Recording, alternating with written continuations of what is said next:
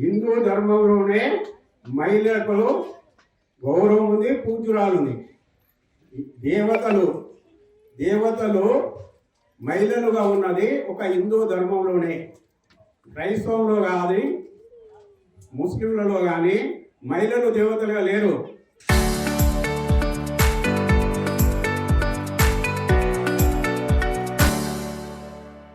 మన హిందూ ధర్మంలో మహిళలు దేవతలు ఎవరున్నారు? లక్ష్మీదేవి, సరస్వతీదేవి, దుర్గాదేవి, ముత్యాలమ్మ, ఎల్లమ్మ, పోచమ్మ, ఇట్లా అందరూ దేవతలు మహిళలను కలిగిన ధర్మం ఒకటి ప్రపంచంలో ఉన్నదంటే ఒక హిందూ ధర్మంలోనే ఉన్నది. అంతేకాకుండా మహిళలు ఇప్పుడు మనం దేవుళ్ళలో కూడా చూస్తే సీతారామ కళ్యాణం అంటాం, రాముని సీతా కళ్యాణం అన్నారు, పార్వతి పరమేశ్వరుల కళ్యాణం అంటారు. అంటే మహిళలకు అంత పూజ్యమైన భావన మన హిందూ ధర్మంలో ఉంది. ఏ క్రైస్తవంలో కానీ ఇస్లాంలో కానీ మహిళలకు అంత లేదు. అంతేందుకు పెళ్లి చేసుకున్నాక భర్త వాళ్ళ ఇంటికి వెళ్తే అత్తగారింటికి వెళ్ళి అంటారు, భర్త గారింటికి కానీ మామగారింటికి కానీ అన్నారు. అంతేకాకుండా మనము చూసినట్టయితే ముందు తల్లికే మాతృదేవో భవ అంటారు, తల్లినే దేవుడు, తర్వాత ఆచార్య తండ్రిని దేవుడు, సర్వంతర్యామి అంటారు హిందువులే. మిగతా వాళ్ళు ఇప్పుడు పూజ చేసినప్పుడు కూడా ఏమంటారు తెలుసా? లోక కళ్యాణార్థం కోసం పూజ చేస్తున్నామని చెప్తారు పూజారులు. కానీ హిందువులే బాగుండాలని కాదు. మిగతా మతాలు ఏం చేస్తాయంటే మా మతం బాగుండాలి అనేది పూజ చేస్తాయి. మతం మారితే ఏమైతే తెలుసా? పెద్ద పెద్ద వాళ్ళు కూడా మతం మారలే. అంబేద్కర్ లాంటి వాడు కోట్ల రూపాయలు ఇస్తామని చెప్పారు, కానీ వేరే మతం తీసుకోలే. క్రైస్తవులు వెళ్ళి అడిగారు, 10 కోట్ల రూపాయలు ఇస్తాం మా క్రైస్తవ మతం స్వీకరించండి అంటే తీసుకోలే. అదే అలాగే నిజాం నవాబు వెళ్ళి 7 కోట్ల రూపాయలు ఇస్తాము నువ్వు తుర్క మతం స్వీకరించంటే స్వీకరించలే. అయినా ఎందు గురించి అంటే ఈ రెండు భారతదేశంలో జన్మించలేవు. ఈ రెండు ఇప్పుడు క్రైస్తవం ఎక్కడ జన్మించింది? జెరూసలం వేరే దేశంలో జన్మించింది. అదేవిధంగా ఇస్లాం తుర్క మతం ఎక్కడ జన్మించిందంటే మక్కాలో జన్మించింది. భారతదేశంలో పుట్టిన బౌద్ధ మతాన్ని స్వీకరించింది ఆయన. ఎందుకంటే నాకు దేశభక్తి అనేది నిరూపణ కావాలంటే మన దేశంలో పుట్టిన మతాన్ని స్వీకరిస్తా అని అలా స్వీకరించారు అంబేద్కర్. ఏదైతే రాజ్యాంగాన్ని రాసిన విషయాలను మనం అందరం గమనించాలి. హిందూ ధర్మంలో ఒక విశ్వవిద్యాలయం లాంటి అనేక పుస్తకాలు ఉన్నాయి. రామాయణ, మహాభారతం, వేదాలు, అట్లా అష్టాదశ పురాణాలు అట్లా చాలా ఉన్నాయి. కాబట్టి మనది ఒక యూనివర్సిటీ లాంటిది, ఒక పుస్తకం కాదు. అంతేకాకుండా మన దేవుళ్ళందరూ స్పెషలిస్టులు. ఎందుకంటే నీకు ధనం కావాలంటే లక్ష్మీదేవిని పూజ చేయొచ్చు, విద్య కావాలంటే సరస్వతి మాత పూజ చేయొచ్చు, ఎవరైనా నీకు రక్షించుకోవాలంటే అమ్మవారిని పూజ చేయించుకోవచ్చు, హనుమంతుడు పూజ చేయించుకోవచ్చు. అట్లా ఎట్లయితే డాక్టర్లు స్పెషలిస్టులు ఉంటారో మన దేవతలందరూ కూడా స్పెషలిస్టులు. కానీ మిగతా దాంట్లో అలాంటి అవకాశం లేదు. కావున ఇలాంటి అనేక విషయాలను మీరు నేర్చుకొని మననం చేసుకుంటూ మీలో ఉండే ప్రపంచంలో ఎక్కడ లేనిది ఏంటిదంటే ఈ సీమంత కార్యక్రమం హిందూ ధర్మంలోనే ఉన్నది. ఎందు గురించి అంటే మనము రాబోయే శిశువు కూడా మంచిగా ఉండాలనే ఉద్దేశంతో పూజించే తత్వం ఉంది. కాబట్టి హిందువులో ఎక్కడైతే ఉంటే అక్కడ దేశం మంచిగా ఉంటుంది.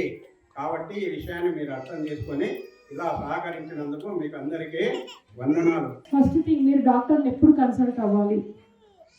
ఒక కొన్ని సంవత్సరాల క్రితం 3 నెలల్లో చూయించుకోవాలి, 5 నెలల్లో చూయించుకోవాలి అనే రూల్ ఉంది.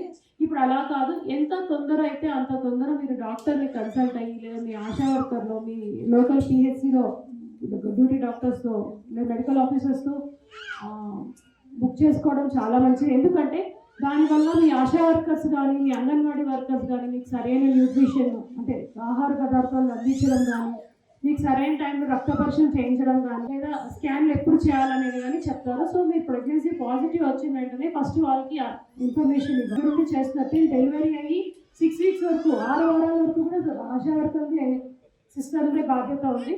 నెక్స్ట్ డాక్టర్ల బాధ్యత వస్తారు. రాగానే ఎప్పుడు స్కాన్లు చేయించాలనేది చాలామంది నన్ను అడిగే క్వశ్చన్. కాబట్టి ఇక్కడ అందరూ ఉన్నారు కాబట్టి ఇప్పుడు ఈ రైట్ టైం చెప్పడానికి. ఫస్ట్ 3 నెలల లోపల, ఫస్ట్ 2nd మంత్లో కానీ 3rd మంత్లో కానీ స్కాన్ చేసుకొని ప్రెగ్నెన్సీ కన్ఫర్మ్ చేసుకోవాలంటే నిజంగానే ఏర్పడిందా లేదా పిండం, మళ్ళీ కవలలు ఉన్నారా, సింగిల్ ప్రెగ్నెన్సీ ఉందా అనేది కన్ఫర్మ్ చేసుకోవాలి. ఇంకా కొన్ని అబ్నార్మల్ ప్రెగ్నెన్సీలు ఉంటాయి, ట్యూబ్లో కూర్చోవడం కానీ, లేదా గర్భసంచిలో పిండం సంచి పెరుగుతుంది, పిండం రాదు, లేదు గుండె కొట్టుకోవడం రాదు, అవన్నీ ఫస్ట్ 3 నెలల లోపల చూపించుకుంటే మంచిది. తర్వాత స్కానింగ్ 5వ నెలలో చేస్తారు, టిఫా స్కానింగ్ అని. ఆ స్కాన్ చేయడం వల్ల మీకు పిండంది ఆరోగ్యం అనే అవయవాలన్నీ ఎలా ఫామ్ అవుతున్నాయి, గుండె ఎలా ఉంది, హార్ట్ ఎలా ఉంది, కిడ్నీ ఎలా ఉంది, కాళ్ళు చేతులు ఎలా ఉన్నాయి, వేళ్ళు ఎన్ని ఉన్నాయి, తర్వాత బొడ్డుతాడులో రక్త ప్రసరణ కరెక్ట్గా ఉందా లేదా, పిండం చుట్టూ ఉమ్ము నీరు ఎలా ఉంది, మాయ పైన ఉందా కింద ఉందా, ఇవన్నీ ఇన్ఫర్మేషన్ వస్తుంది. ఈ ఇన్ఫర్మేషన్ ఎందుకంటే ఏదైనా అబ్నార్మాలిటీస్ ఉన్నా ఏదైనా ప్రాబ్లం ఉన్నా దానికి ట్రీట్మెంట్ అక్కడికక్కడ ఇవ్వడం జరుగుతుంది. అలా కాకుండా గుట్టిగా 5 నెలలు 7 నెలలు 8 నెలలు మోసి పిండం బాగాలేదు అంటే అప్పుడు చాలా మనసుకి బాధాకరంగా ఉంటుంది. సో ఏ స్టేజ్లో డెవలప్మెంట్స్ ఆ స్టేజ్లో చూసుకొని దానికి తగిన ట్రీట్మెంట్ తీసుకుంటే మంచిది. మళ్ళీ 7వ నెలలో పిండం పెరుగుదల ఎలా ఉంది, ఉమ్ము నీరు ఎలా ఉంది అనేది స్కాన్ చేసుకోవాల్సి వస్తుంది.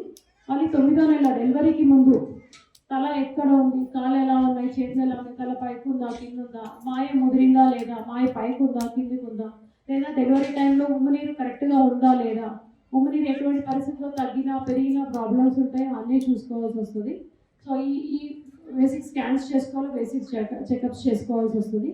ఆరోగ్య విషయానికి కేర్ విషయానికి వస్తే మన భారతీయ సాంప్రదాయంలో ఎస్పెషల్లీ మన చిన్న రూరల్ ప్లేసెస్లో ఏమవుతుంది, ఇంట్లో అత్త మామ మొగుడు పిల్లలు అందరూ తిన్నాక నేను తింటాను అనేది మీరు అనుకుంటారు, మీకు ఫస్ట్ నుంచి కూడా వస్తుంది. అలా అవ్వడం వల్ల ఏమవుతుంది, అత్త మామ అందరూ తిన్నాక మిగలొచ్చు మిగలకపోవచ్చు. సో మీరు అక్కడ కాంప్రమైజ్ అవుతారు, సర్లే ఇంక అన్నం ఉంది చాలే ఇంకా అని సర్దుకుంటారు.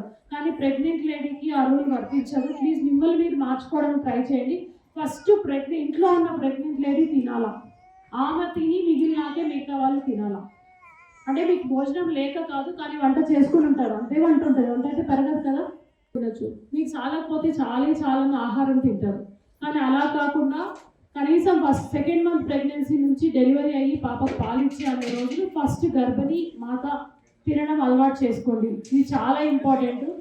చాలా కాంప్రమైజ్ అవుతారు ప్రెగ్నెంట్ లేడీస్, అలా కాదు. ఖచ్చితంగా రోజు పొద్దున సాయంత్రం 200 to 50 ml అంటే పెద్ద గ్లాస్ పాలు తీసుకోవాలి.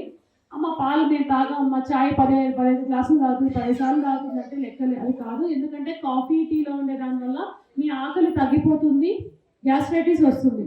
సో ఆకలి తగ్గిపోతే ఆటోమేటిక్గా తినడం తగ్గిపోతుంది. సో కాఫీ టీ మానేసి ఆ ప్రెగ్నెన్సీ డెలివరీ టైంలో డెలివరీ అయ్యాక ఓన్లీ పాలు తాగడం అలవాటు చేసుకోండి, ఖచ్చితంగా తీసుకోవాలి. అండ్ కమింగ్ తిన్న తర్వాత అరగదమ్మా అంటారు, అవును అరగదు, ప్రెగ్నెన్సీలో అరుగుదల తగ్గుతుంది, అరగదు. కాబట్టి తిన్న వెంటనే 10 నుంచి 15 నిమిషాలు మీ ఇంటి ముందరే పర్లేదు, ఈ రోజులో కూడా నడవడం అలవాటు చేసుకోండి. ఖచ్చితంగా నడవాలి 10-15 మినిట్స్. ఆ నడవడం వల్ల మీకు జీర్ణం మంచిగా జరిగి మళ్ళీ ఆకలి అయ్యే ఛాన్స్ ఉంటుంది. తర్వాత నీళ్లు మంచిగా తీసుకోవాలి, రోజుకి 5 నుంచి 6 లీటర్ నీళ్లు. లీటర్ అంటే అర్థం కాని వాళ్ళు పెద్ద బాటిల్ వస్తుంది కదా, ఆ బాటిల్ పెట్టుకొని బాటిల్లో కొలత పెట్టుకునైనా తాగాలి. 4 నుంచి 5 లీటర్ నీళ్ళు తాగాల్సి వస్తుంది ఖచ్చితంగా. అండ్ నిద్ర చాలా ఇంపార్టెంట్. రాత్రి భర్త ఇంటికి వచ్చే వరకు లేదా ఒక అక్క కానీ వేరే వాళ్ళకి కానీ బాధ్యత అప్పచెప్పి మీరు మినిమం 6 to 8 hours 6 నుంచి 8 గంటల టైం నిద్రపోవడం అలవాటు చేసుకోవడం చాలా మంచిది. ఎక్కడ సార్ మీకు అంటే వీళ్ళంతా మాకు భారత మాత బిడ్డలమే, భారత మాతనే నాకు తల్లి, ఆ తల్లియే నాకు శరణ్యం అనేటువంటి భావాన్ని వ్యక్తం చేసిన మన సునీల్ సార్ గారు గత 15 రోజుల కింద వచ్చి అయ్యా ఇక్కడ ఈ కార్యక్రమం జరిపిద్దాం, మీ అభిప్రాయం చెప్పండి అన్నారు. సార్ మనది కాదు, ఈ సంస్థ మొత్తం కూడా భారత మాతదే, ఇక్కడ ఉన్నటువంటి సంస్థ మొత్తం సేవాభావానికే. దాతల సహాయ సహకారంతో ఇక్కడ గురుమందిరం కానీ, ధ్యాన మందిరం కానీ, అన్నసత్రం కానీ, వృద్ధాశ్రమం కానీ, ఇక్కడ ఉన్నటువంటి మన కళ్ళ ముందు జరుగుతున్నటువంటి గోశాల మన కొత్తగూడ పట్టణ వాసులు నిర్మించినారు. అన్నీ కూడా దాతల సహకారంతో జరిగినాయి. ఇందులో ఏ కార్యక్రమాలను చేర్పించండి అంత దైవాత్మనం అప్పట్లో వాళ్ళు గ్రహించి వాళ్ళు నిర్ణయించుకొని మరి ఒక ప్రణాళిక చేసి ఎంతమంది రావచ్చు అన్నారు. భగవంతుని ఆ భారత మాత అనుగ్రహం ఉంటే మనకు సంతోషం తెప్పిస్తారనుకున్నాం. కానీ అనుకున్న దానికంటే కొంతవరకు ఆనందమే కలిగించింది ఆ యొక్క భగవంతుని దయ వల్ల, మరి శ్రీరాముని దయ వల్ల. రాజరాజుకి సంతోషం. మీ అందరి ఆశీస్సులు మీకు ఉందని, మీరు ఇంకా ముందుకు వెళ్ళాలని కోరుకుంటూ, మరి ఆ రోజు ఎప్పుడు డేట్ అంటే 20 తారీఖు బాగుంటుందయ్యా, మరి ఆ సమయాన్ని నిశ్చయించుకుందామన్నారు. లగ్నాలు కొన్ని ఉండొచ్చు, కొన్ని పూజా కార్యక్రమాలు ఉండొచ్చు అనుకున్నాం.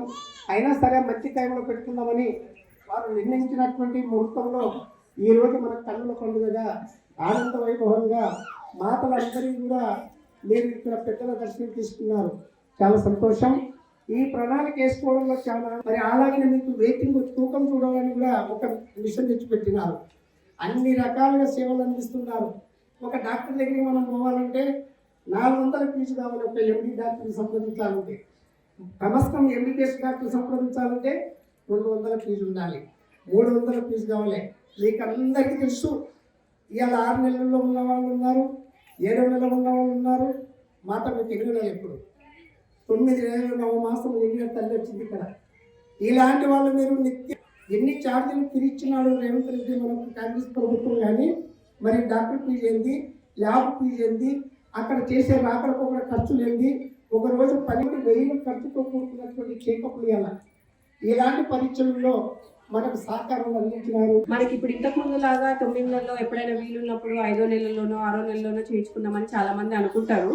కానీ అన్ని రక్త పరీక్షలు మొదటి 2-3 నెలల్లో చేయించుకుంటే ఏమైనా ప్రాబ్లం ఉన్నా దాని ప్రకారంగా థైరాయిడ్కి ఏమైనా టాబ్లెట్స్ పెట్టాలన్నా, కొంతమంది షుగర్ అంటే ఇప్పుడు కొంతమందికి తెలియదు ఉన్నట్టు. షుగర్ అంటే కాన్పులు పెరిగే కొద్దీ ఎక్కువ వయసులో ఉన్న వాళ్ళు, గర్భిణీలు వాళ్ళు మనకు తెలియకుండా బాడీలో షుగర్ లెవెల్స్ ఎక్కువ ఉంటాయి. అట్లా వాళ్ళకి కానీ వాళ్ళందరికీ చాలా ఉపయోగం ఉంటుంది. ఫస్ట్ 3 మంత్స్లోనే రక్త పరీక్షలు అనేవి చేయించుకుంటే, స్కానింగ్ కూడా. తర్వాత ప్రతి నెల చెకప్కి రావడం కూడా చాలా ముఖ్యం. Local to global news at your fingertips. మీ చేతిలో ఒక ఆయుధం. Download Raw TV app. Media legend Ravi Prakash is back.